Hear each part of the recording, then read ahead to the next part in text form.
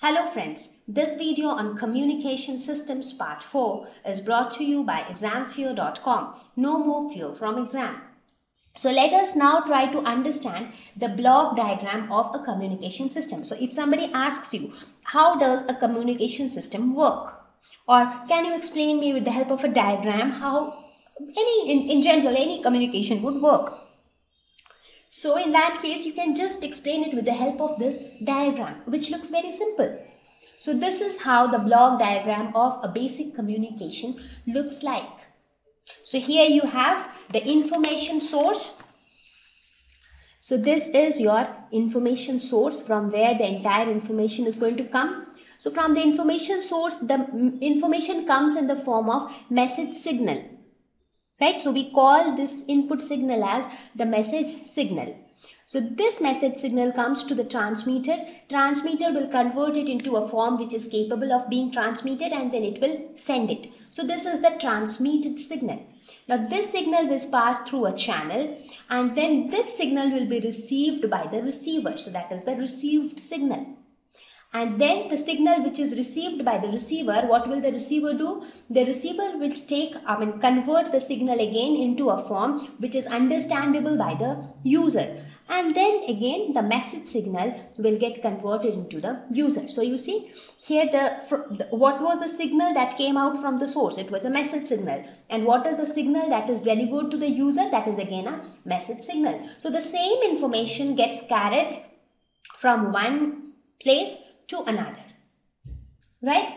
So here you also see a new term, that is noise. So noise also comes into this channel. Now we will see what is noise, because these three, transmitter, channel and receiver, they are the basic components which form the communication system. But other than that, also there are a couple of components which also play a major or a very important role in the communication system.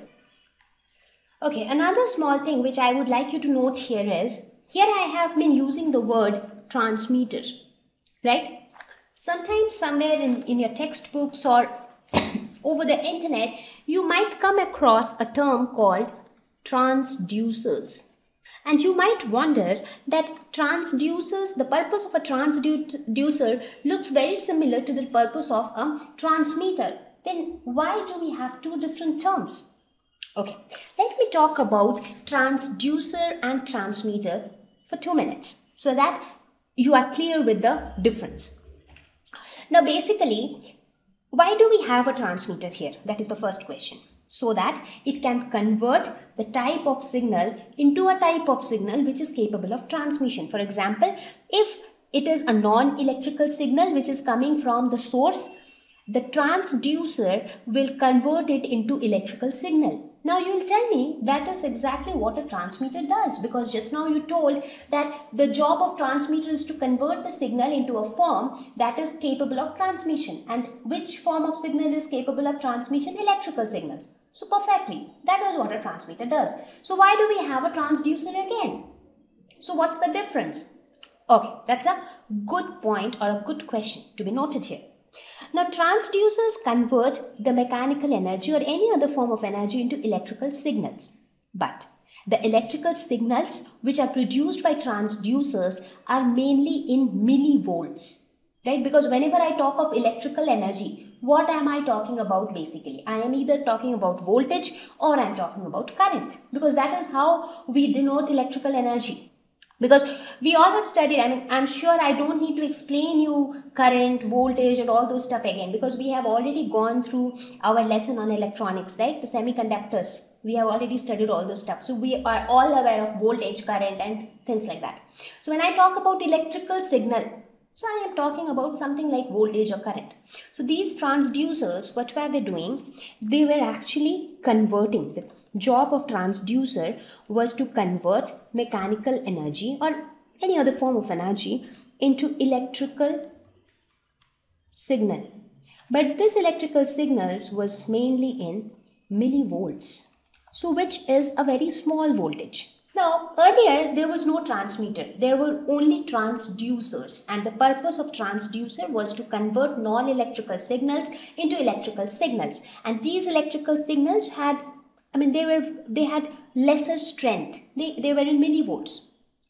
Now, it was then observed that in order to transmit these electrical signals over long distances, the signal strength should be higher. If the signals are just in millivolts, when it travels through the entire channel, sometimes it might be lost, right? I mean, it is something like this. If a person is strong, we say that, suppose if there is a race where you have to run at a stretch for 5 hours, or you have to run at a stretch for 10 kilometers.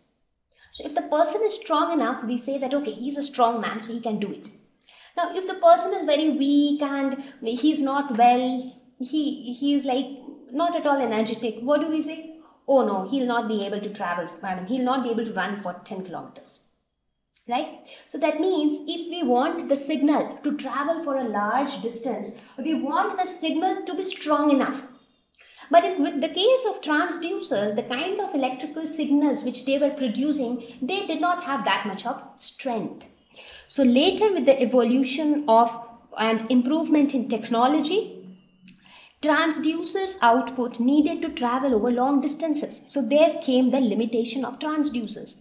So transmitters were developed to compensate the signal loss due to resistance and other interference. Now the question is, what happens in that channel because of which the signal's strength might keep on decreasing? We will talk about that. Is where noise plays a role. We'll talk about that later. Just leave that for the later section. But for now, you just understand that if a person has to run for 10 kilometers, the person should have that much of strength so that he doesn't fade away somewhere in between. So that is why transmitters came. So what did the transmitters do? They converted the millivolt signal output of transducers into current for transmission. So here the transducers were producing voltages in millivolts. Now transmitters converted these millivolts into current. Why did they convert it into current? That's because if you make current to travel over a distance, they are less sensitive to interference. That means they are less sensitive to resistances or noise or all other kinds of interference. So current is a better option if you want it to travel for longer distances because current was lesser sensitive.